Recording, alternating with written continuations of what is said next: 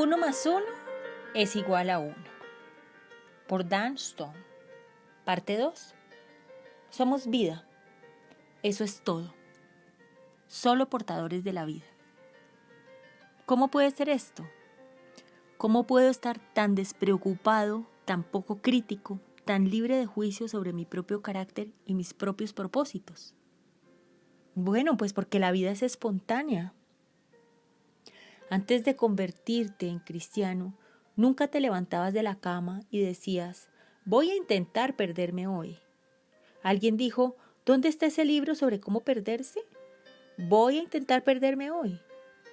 No, te levantaste y ya estabas perdido.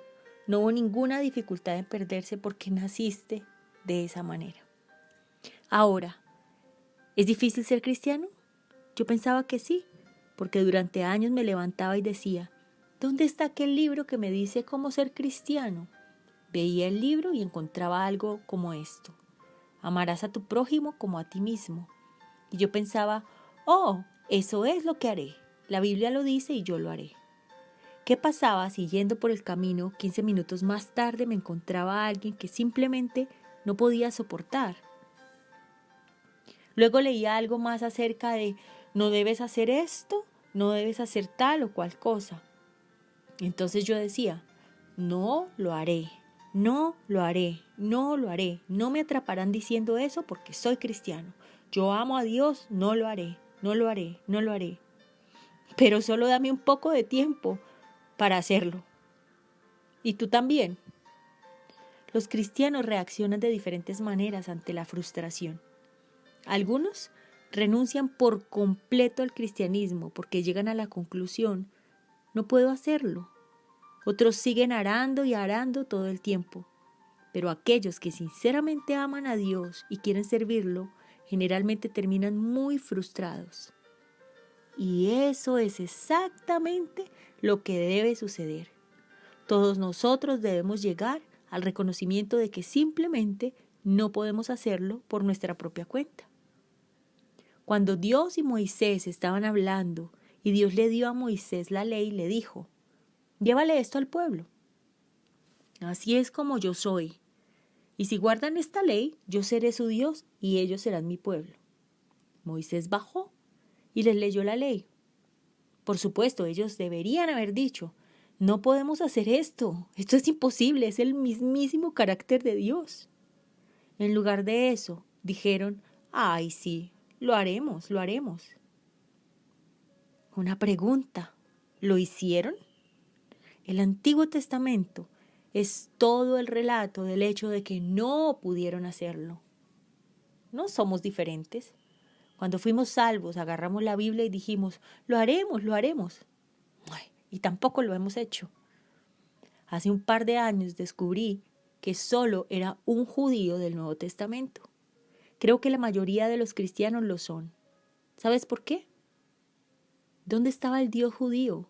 Su Dios estaba allá arriba, allá afuera. ¿Dónde está mi Dios? Estaba allá arriba, allá afuera. ¿Cómo trataron de servir a su Dios? Manteniendo la ley y ofreciendo sacrificios y pidiendo periódicamente que sus pecados fueran perdonados. ¿Cómo traté de servir a Dios? Manteniendo la ley, ofreciendo sacrificios, sobre todo poniéndome yo mismo en ese altar como sacrificio. Y luego pidiendo perdón por la mitad de mis faltas, porque olvidaba cuál era la otra mitad. ¿Hubo alguna diferencia? No. Yo solo era un judío del Nuevo Testamento. Hasta que la vida de Cristo llega espontáneamente como una vez perdida. No conoces a Cristo operando como tú, no te es muy claro. Los profetas del Antiguo Testamento lo sabían. Sabían que Dios no quería la sangre de toros y cabras. Él quería un corazón arrepentido. Dijo que les daría un corazón nuevo, que la ley no estaría escrita en tablas de piedras, sino en sus corazones, y que nadie necesitaría un maestro, porque todos serían enseñados por el Señor. Todos conocerían al Señor. ¿Podemos confiar en Cristo, en unión con usted y conmigo para vivir esa vida? Ahora, hoy día puedo decir que sí. No siempre pude decir que sí, porque parecía un riesgo grave. Parecía un poco flojo, me veía tibio, caliente y frío, dentro y fuera, arriba y abajo. No podía decir que sí hasta que me cansé de intentarlo, porque era un amante de Dios, y pensé que eso es lo que se suponía que debía hacer por Dios. Probablemente también seas un amante de Dios, pero somos amantes de Dios porque Dios nos ha dado un corazón nuevo. Ese corazón es la mismísima persona de Cristo. No somos las mismas personas mayores, somos nuevas personas. En el momento en que usted y yo aceptamos a Jesucristo como nuestro Señor y Salvador, nació una nueva persona que nunca antes había existido, porque una nueva persona fue colocada allí. Dios puso su espíritu en nosotros y la antigua unión murió para siempre.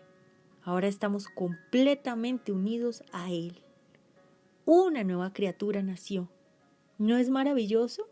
Ese es el Evangelio, esa es la buena noticia. No solo que estamos salvados del pecado, sino que Dios se ha hecho cargo de nuestras vidas y ha creado a una nueva persona.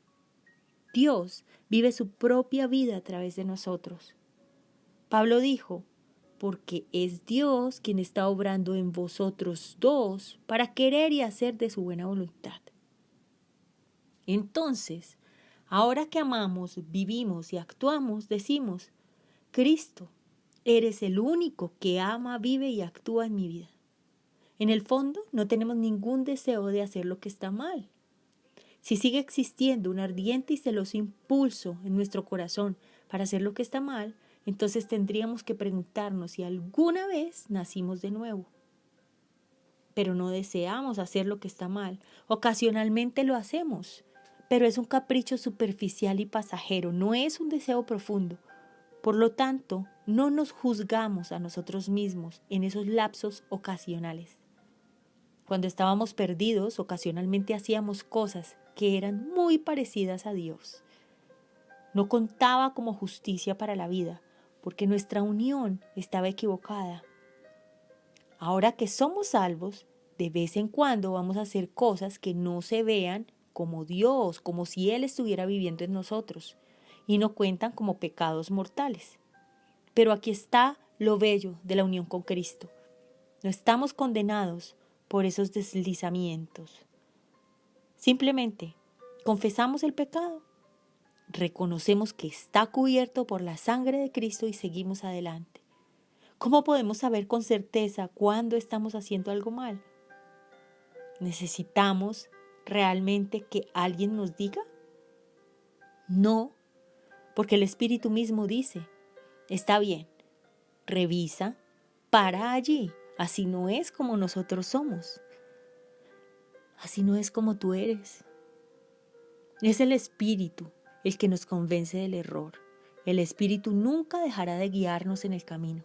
Cuando alguien me dice algo que no le gusta o algo que le parece que no es muy cristiano, debo decir, bueno, gracias por tu palabra, la acepto, pero tendré que esperar a que el Espíritu mismo compruebe eso en mí.